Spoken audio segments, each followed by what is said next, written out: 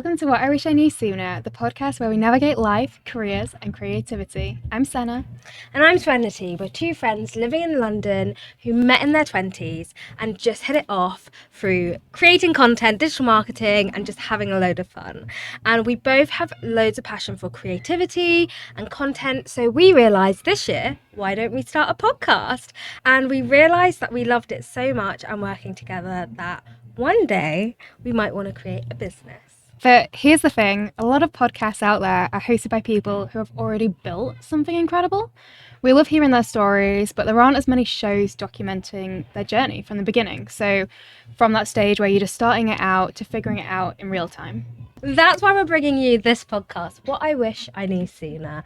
We're here to share our experiences and speak to inspiring guests so we can learn from them and people who built businesses, created communities and carved out their unique paths, or even people who are just in the midst of it and they just need advice, and we're here to share this knowledge and find out what they wish they knew sooner, because let's be honest, no one actually has it all figured out. And for this first episode, we thought we'd start with our own What We Wish We Knew Sooner maybe. Senna, I feel like our first topic should be about careers and hustle culture. So obviously career paths are not that linear at the moment. What do you feel about it? Yeah, I think it's an interesting one because I feel like often there's a lot of pressure, especially when you've graduated university, or maybe you haven't gone to university, but especially in your early 20s to have everything mapped out. Especially I think when we started working, I think it was more normal to stay in a job for a longer period of time, whereas right now it's more encouraged to job hop and move around every so often. So I would say the one thing I wish I knew sooner in that regard was that you don't have to have your career mapped out. You can move around, you can pivot, you can try different things. Sometimes you can try things and you can fail at them, and you might take a step back to get to where you really want to go. And that's okay. I feel like every experience in life teaches you something valuable. I've definitely taken something from every job that I've worked at, and it's got me to where I am now. And I've definitely also pivoted my career slightly. I obviously work in digital marketing now, but I didn't really start out in that. It was something that I pursued, did some courses in, and then I was like, yeah, this is what I want to do. And I've really gotten full force into that. Love that you're not afraid to just go for it and try different things and learn different things. I can really relate to that. I went into a job as a delivery consultant, which is fine, but it was all about ideation, and there's a huge difference between consultancy and project management. Yeah. And I'm glad I did it because I learned so much. Also, I feel it just wasn't for me, but I'm glad I had that experiences because your 20s especially is the time to try new things, and you have that opportunity. You might not have as many responsibilities as you will as life moves on. So I feel definitely it's okay to have a linear career path and just try different things. And if you're multi-passionate, go for it. And on that note about being multi-passionate, one thing that I would say that I've definitely learned over time is that your job doesn't have to define you. It's something that Saran and I have mentioned a few times, but quite often you get asked what you do, and I think a lot of people feel like they have to say their job automatically, but you can have more passions outside of work. Work can be fulfilling, but I also don't think it should be everything. There is more to life than work. How do you feel about that? I definitely agree. I feel for so long I didn't realise that you could pursue more than your job title. When I first started working in the corporate industry, it was like, your LinkedIn is for your company, you need to put your banner as the company logo. But then as life went on, I was like, no, my LinkedIn is for me. It's my digital CV. It's to show exactly what I can do, my skills and what I love talking about. And yeah, I'm a very multi-passionate person, and it's actually really inspiring when I see other people being multi-passionate, because I'm like, wow, you're a model, you're a lawyer, you're a horse rider, you're all these amazing things, you create your own clothes, and that's incredible. But I think in society, we're told to just kind of stick to that one path. If you're not hanging out with other people who are also multi-passionate, then it can feel a bit weird, but if you do, it's really nice. I've seen quite a lot of people now talk about how it's important to have multiple sources of income. So, you might have your 9-to-5 job, but a lot of people are starting their own side hustles now. And this is one thing that Serena and I have been talking about. We would love one day to start our own business, and it's something we're quite passionate about at the moment, or we've been like having our own little ideation sessions. We've been quite drawn to the idea of entrepreneurship and building something for ourselves. Yeah, owning your own business is just become so normal now. I've seen so many people, especially the Gen Z generation, just going for it. They haven't gone down the one job corporate ladder. They're like, actually, we live in a digital era where we can create our own business. Social media is for your business, and they just promote so much about it. They market themselves so well. And I just feel like we obviously work in digital marketing. Why are we not doing that? Yeah, I think sometimes we talk about maybe we've missed the boat with it. And Savannah and I are sometimes like, oh God, why didn't we start this like 5 years ago? But it's okay. We're doing it now. You don't have to have it all figured out. You can learn as you go. I think the most important thing with starting your own business is just to start. Yeah, I definitely agree. I think a lot of people overthink it. I definitely did at the beginning, but all you really need is a mobile phone, a passion, an idea, and to just go for it. You actually can start on zero. You don't need to be this rich person. I used to actually think that you needed to be super well off to start a company, but that was just such an old way of thinking, and I didn't really grow up with business minded people, so only kind of discovering entrepreneurship in the last year, it's blown my mind because I didn't realize how entrepreneurial I was. It can start from when you're 5. I remember selling my groovy chick products at school, kind of just being a hustler then because I loved it. And if you have that personality trait where you just think you can go for it, you should totally go and do it. I 100% agree with that. And I think it's helpful now because we have so much more access to information, even if it's through social media. There's a lot of content out there from successful founders and entrepreneurs, and we're constantly exposed to more information and insight on it, essentially. But what we have realized is that a lot of the podcasts out there at the moment are by successful founders, like I mentioned earlier.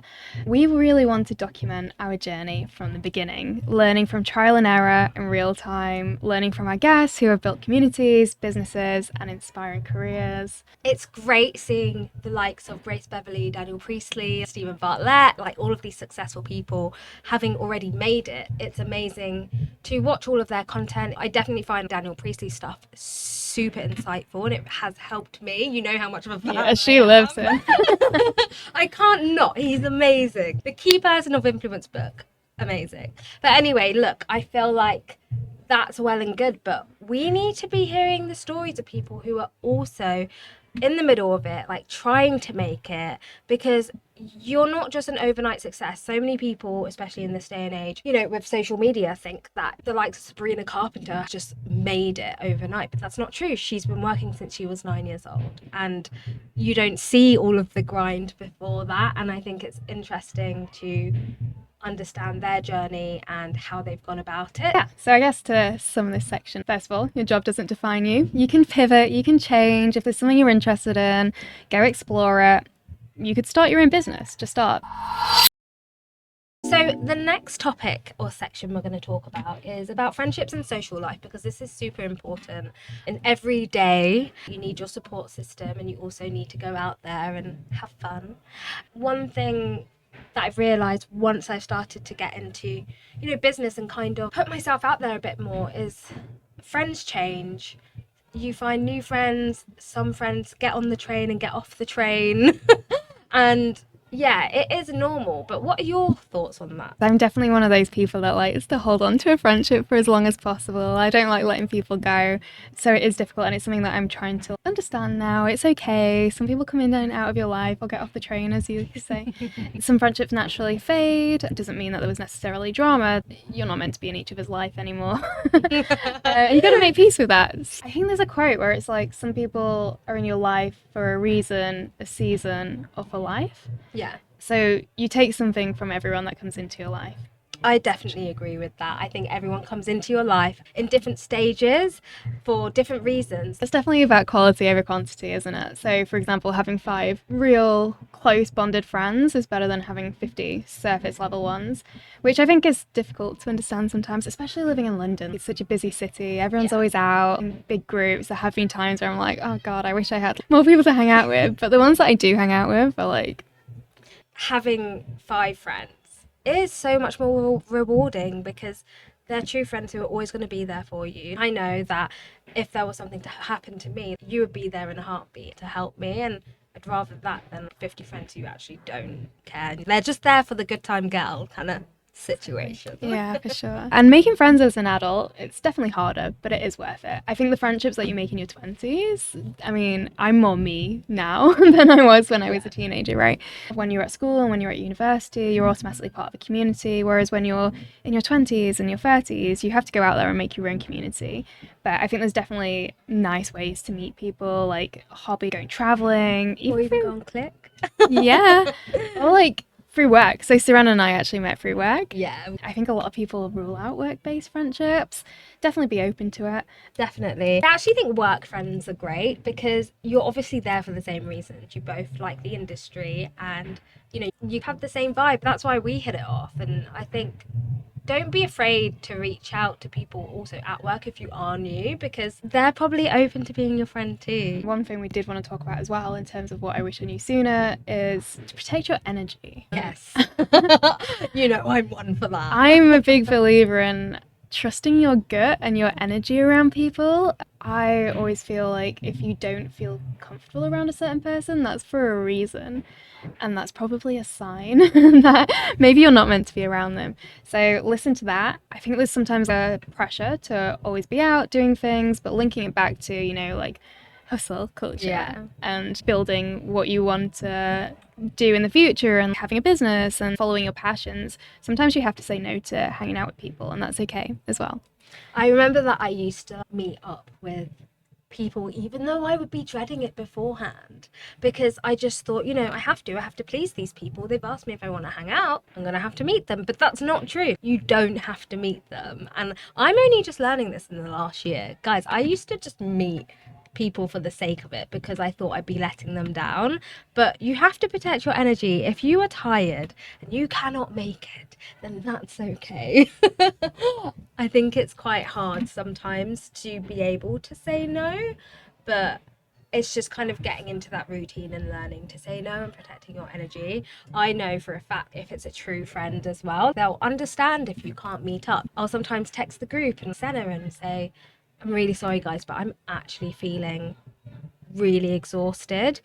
And I think that's okay once in the blue moon. Yeah. Sometimes you need to set your boundaries. And I know we've had this conversation before. It can't be all the time because that's just kind of shitty. But yeah, what do you think? I think you're right. It's all about boundaries and prioritization. Everyone has different priorities, and your priorities change. So sometimes you will be focused on your friends, sometimes you'll be focused on your work life, and that's okay.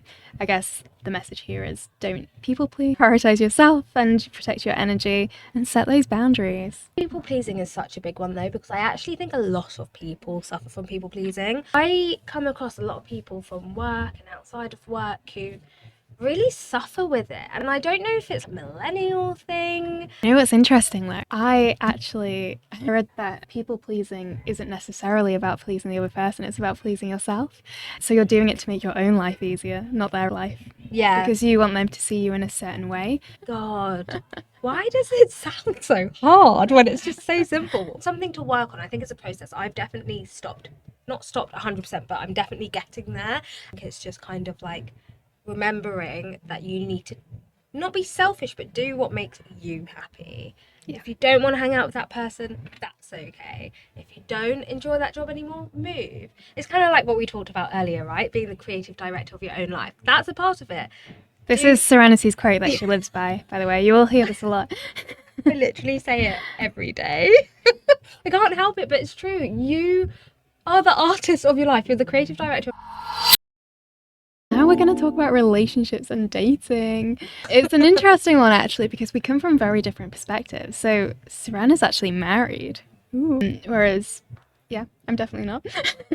In terms of what I wish I knew sooner on this topic, no relationship can complete you, right? You have to be happy alone first before you can be happy with someone else. And I think a lot of times pop culture and just what we're socialized to believe, once you're in a relationship, you'll be happy and it'll fix you or it'll make you whole. And I think I see a lot of people stay in relationships because it's comfortable, they feel, maybe it's too late and they won't find someone else, or they don't know how to be alone. I think it's really important to become an independent person yourself, and I think definitely in your 20s, learning how to be independent is really important. The one thing that Johnny and I always do is make sure that we do things for us. I don't solely make sure that he makes me happy. Yes, he makes a part of my life happy, and obviously I love him to pieces, but yeah, I look, I'm not saying I'm not codependent. I do depend on him because, I want to be able to depend on someone reliable, and I think that's really important, but I make sure I have my own things going on. He has rugby, he sees his friends in the pub. We'll see each other after work and we'll reserve weekends where we have date nights. One thing I love actually is something I heard Meghan Markle say was her and H decided to always make sure that in their marriage they're always going to date each other. And I think that's so beautiful because it's true. You are always going to date each other. You can be comfortable, but also don't get too comfortable where you're just in the sitting room watching Netflix, every single night. And yeah, just make sure you have your own things going on and putting yourself into different baskets and doing different things. Does Meghan Markle call him H, or have you just nicked him? No, Meghan Markle calls him H. That would be really weird. No, I agree. And you know what? One thing that I always have admired about you is that you do have your own creative hobbies and passions that kind of keep you occupied. And Johnny has his own. He plays rugby, and then you're doing all your photography. And it's funny, I said to Serenity earlier, I was like, how do you actually have time to hang out? Because you do so much.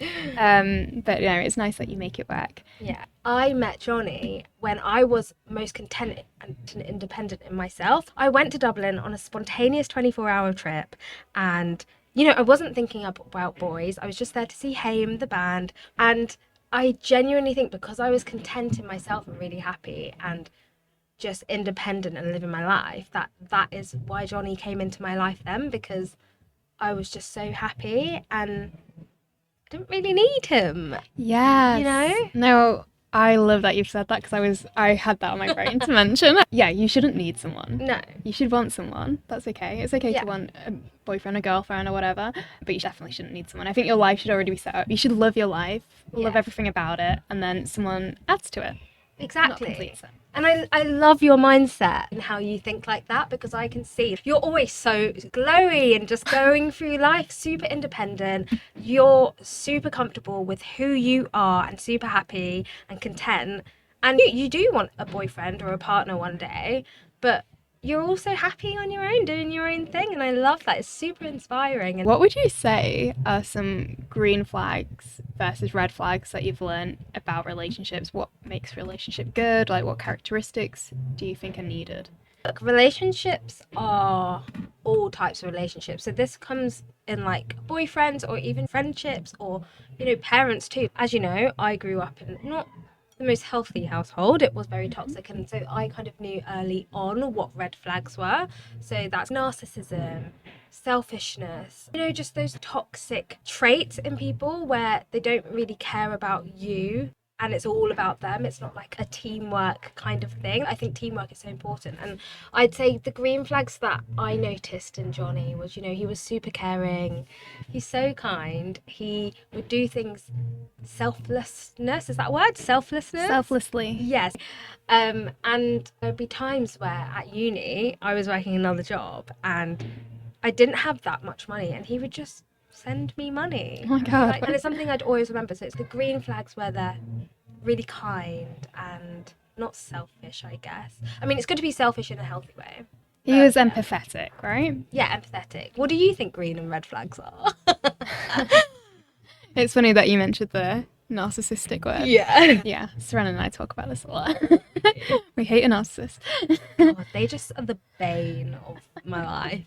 I guess like the biggest green flag, I think you have to have shared values, right? We were talking about this the other day. Someone recently said to me, the biggest indicator of whether you're going to have a good, fun life is actually based on the partner you choose. So choose well. And I think that comes down to values. If you have the same ideas and morals and same views on life and other people and just the way the world works and maybe even politics and stuff. Yeah. I think that obviously helps, as well as being just emotionally mature and understanding someone else's perspective and where they're coming from, and also being able to communicate well as well, I think is a really big one. Huge one. That should actually come at the top, communication. Yeah. Imagine being with someone and they just never communicated with you. Or Actually, yeah, because that solves all problems, right? yeah, 100%. If something's not going right, or you have a concern and you want to raise it, you should be able to raise that in a relationship. If you're afraid to, then it's not that healthy. You should be able to be open with each other, I think. Yeah, for sure. I mean, I guess here the learning point is that the right person should make life easier, not more complicated. Senna, I feel like your 20s have been filled with so many great stories. I love listening to them and being there for you. So when me and Seren used to work together, I used to send her all my little stories. And Seren, to one day, she was like, you know what, you should write a book. The way you tell me your dating stories, it's like I'm reading a book. Yeah, like a Dolly Alderton book. I was like, you work in content, you're a great writer. Write a book, please. Everyone will read it. Maybe one day. But yeah, no, I hate dating apps. I hate them. If I could meet someone in real life, that is the preference for sure. Because I agree, I think it's almost like, what is like the paradox of choice? Is that the term? Where you just have too many options, so then you can't choose. It's like when you go to a restaurant and there's loads of options on the menu and you're like, oh God. I have that as a vegetarian. So when I go to a vegetarian option, I'm like, wait, I'm not used to this. Yeah. I don't usually have choice. But yeah, I think it just makes you more picky, doesn't it? You pick out all the little things that you don't like about someone. You don't give people chances that you would give in real life. You're just so quick to be like, no, don't find this person attractive. Swipe left. So I feel like there definitely needs to be more ways going forward to meet people in real life. Yeah, I agree. I guess what I wish I knew sooner is just being more open to opportunities, because you never know where they could lead you. I've found that sometimes I will say yes to a certain event, and that's where I end up meeting someone that I really connect with. Yeah. I feel like, why do we not just create a blind date business where we set people up and just make them go on blind dates? That would be so much fun. And also, I don't know. People used to meet on blind dates all the time. Yeah, but I told you about the story where I went on that blind date. No, please tell me. Please tell everyone. No, it was so me and a couple of my friends, we went on this like speed dating, blind date type thing, and we selected the ages. I think we were only like 25, 26 at the time, so we chose the ages of 25 to 30. We got there and everyone was like 35 to 40. Oh God. Which is not what we were looking for at the time. And also it just felt a bit annoying that people had lied about their age to get in, and it didn't go very well. Successful. So I think if we could make a way to ensure that they're the right kind of person for the people. Money is so interesting because no one teaches you how to manage money. We don't learn about stocks and shares at school or how to build your own business. We're not taught about finances or the real life stuff. This conversation will be about, what do you wish you knew sooner in terms of money and independence? I feel like the school system personally needs to be fixed. So many people go through school who don't particularly enjoy it but might be really good at one skill. Like, I used to love editing and photography and media, and I thought I had to do a degree because society tells you to go to uni, get a degree, get a job. But what if you could build a whole business based around what you did and become really successful? School doesn't teach you that. Yeah. I don't know if they want you to be that successful and want to keep you. Oh, do you think that's the point? No, I 100% think Daniel Priestley talks about it all the time. Oh, really? Yeah. It's interesting. No, you're right. I definitely think we do need to learn more about it at school. It's interesting because you go, like, say when you're at university, for example, everyone's broke, no one has any concept of how to save or budget. You're just in your overdraft the whole time. And then fast forward 5 years, suddenly everyone's talking about investing in stocks and shares, and you're like, hold up. Where did we learn this? How do you know this information? And if you're lucky, you have family or friends that know about it and can teach you. But it isn't easy to learn. No, I agree. And if I did know about stocks and shares or even a lifetime ISA, I would have got that as soon as I could. But guys, if you don't have a lifetime ISA, get one, because then you can buy your first home and earn interest on the money that you put in. So those are the types of things I wish I knew. Definitely look into different ways that you can be a bit smarter with your money.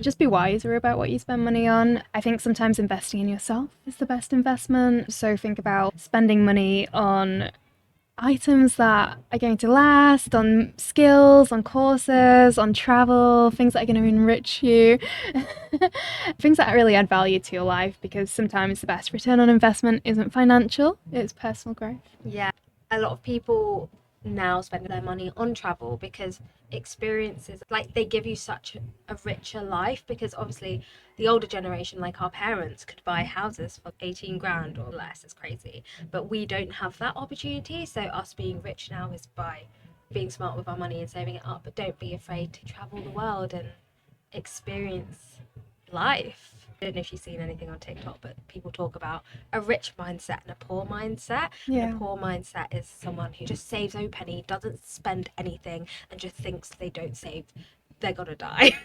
Yeah. Whereas a rich mindset is, like you said, spend it on courses, things that you can invest in and get a return on, if that makes sense. Sure. And also, I guess something important when it comes to money is knowing your worth and not settling for less when it comes to work. It's quite hard, especially as women, sometimes to negotiate salaries and things like that. Even though I think men do it more often than us, I don't know why we hesitate more, but that's an important topic as well. Men are just so much more confident. They will see one thing that they can do, but they can't do the other 5 bullet points that they're asking for, but they'll still go and apply for the They can job. BS. Because, yeah, they can BS. And unfortunately, we do get the shitter end of the stick. Am I allowed to swear on this? It's our podcast, it's our rules. Going back to the BS as well, I think that is one thing that I wish I knew sooner. That, you know what, fake it till you make it. Yeah. Don't be afraid to embellish sometimes, because you do know more than you think you know. Like, I think it's what you were saying basically. A guy will only meet one criteria in the job description and they'll still go for it, whereas a woman won't unless they meet all the criteria. But you know more than you think you do. You can learn. Yeah. Don't be afraid to just go for it.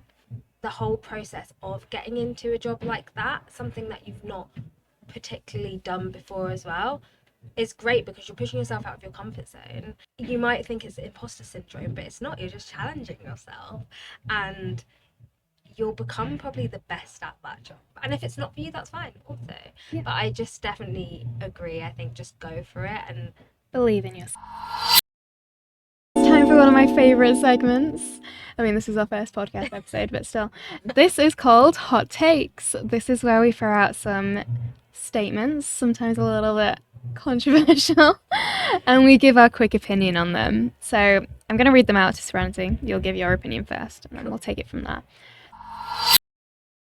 So the first one is, being chronically online is ruining real life conversations. we definitely need to meet more in person and have real life conversations. I got into the rhythm of just being remote all the time, and I got really introverted, and it's only this year I've realised, and I've started to come out of that. And I met you today Yeah. my lunch break, and we started co-working together, which was really nice. And I think we had so many conversations and I felt super inspired after that. So I definitely think real life conversations are way better, and online conversations can really damage your mental health. What do you think? It's a funny one because I actually am a self-confessed chronically online individual, and I found recently, I mean, you know, I've got very into TikTok. I'm on it all the time, and I do think it has ruined my real life conversations. For example, I'll quote TikTok all the time. Today, I must have said so many times, oh, I've seen this on TikTok. Oh, I heard this on TikTok. Oh, I watched this. Oh, I read it online. No, I didn't. I saw it on TikTok. Yeah, 100%. So I think it is important to take a break from being online all the time. And I'm trying to do that more, actually. I'm very regimented with my reading time in the evening now. So I put my phone away and I read a book before bed, which I think is important to do.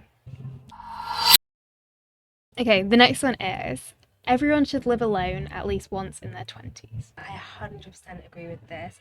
I don't even think it has to be in your 20s though. I just think genuinely has to live alone once, because it's just independence at the end of the day. If I didn't have that independence of living at university on my own, and I know that's different to how someone might live solely alone, Yeah. but for me that was living alone and just having my own space, my own independence without a boy. Yeah, I definitely agree. And I don't think it has to mean being completely alone. I mean, we live in London, it's expensive to live alone. But even living with friends in your 20s, I would recommend for everyone. I think it's so important to, I know it's not everyone can do it, right? People are saving money, but if you have the opportunity to, I would recommend even moving to new cities. I think it's really like character building. And you grow up a lot living by yourself. You definitely learn how to, I guess, look after yourself and build real life skills, change that light bulb.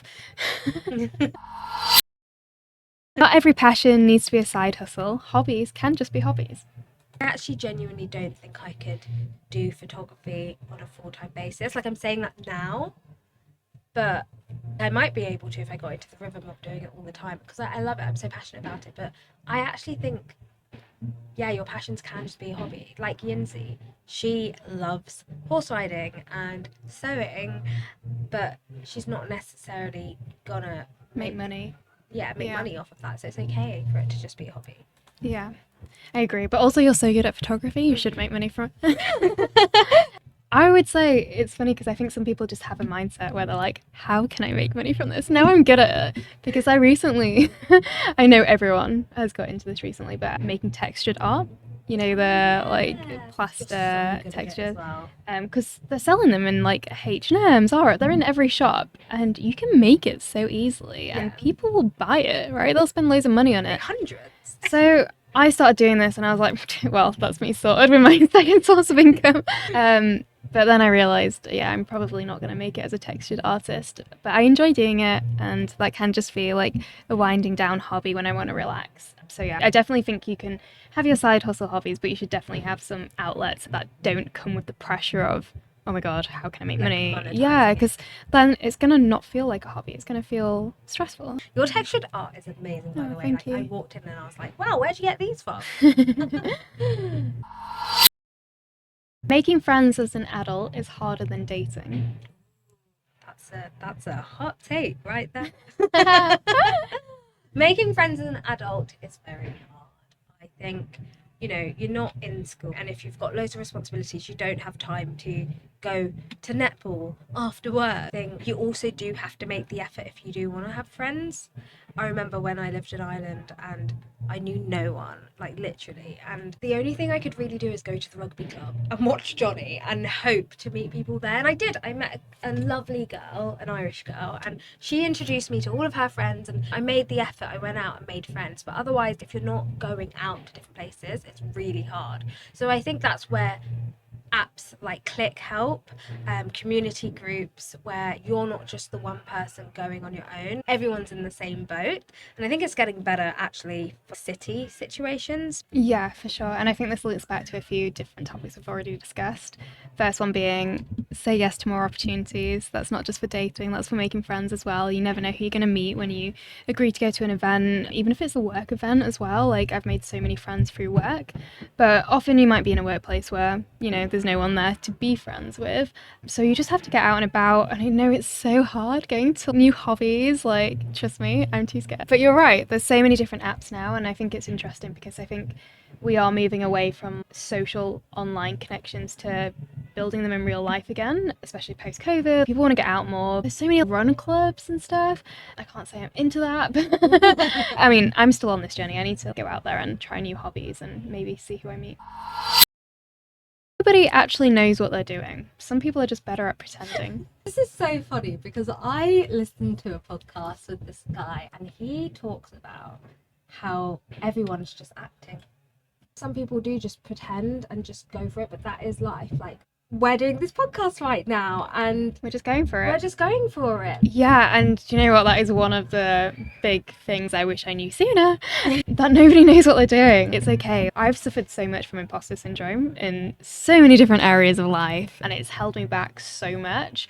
And I wish I'd just gone for it and gone for those opportunities. I don't need to know everything because most people don't. Like, we talk so much about, we see these people straight out of university that are starting businesses. And I'm like, wow. Be yourself and just go for it. So many people are scared to do social media or put their real selves out there because it's scary. You're scared of being judged. And I think that's such a big fear for so many people. But no one's actually watching as much as you think they are. And once you do start and you do put this new version of you out there, who is your true self, people will get used to that. And I just think that's one thing I wish I knew sooner was don't put yourself in a box to make other people comfortable, and just be your true complete self, because people will love you. There's so many people out there who will actually love you for you, and the ones who don't, that's fine, that's their loss, they've dropped off, that's fine. But yeah, just be yourself and do what you want, because I really wish I knew that sooner. I could have started this 10 years ago.